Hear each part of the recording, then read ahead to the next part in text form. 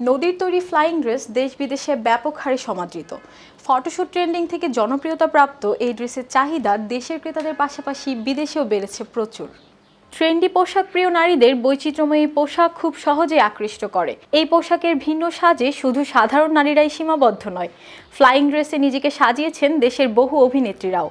অপু বিশ্বাস, মেহজাবিন চৌধুরী গায়ে জড়িয়েছেন নদীর ফ্লাইং ড্রেস। উদ্যোক্তা উম্মে কুলসুম নদী খুব ছোট্ট পরিসরের যাত্রা শুরু করলেও কয়েক বছরের ব্যবধানে বেশ সাড়া পেয়েছেন। এখন দেশের গণ্ডি পেরিয়ে আন্তর্জাতিক বাজারে পদার্পণের মাধ্যমে দেশের তৈরি পোশাক বিদেশেও জনপ্রিয় করে তুলছেন। ফ্লাইং ড্রেসটা হচ্ছে বেসিক্যালি ফটোশুটের জন্য পরা হয়। বিশাল একটা গাউন, যেটাকে পিছনে অনেক লং থাকে।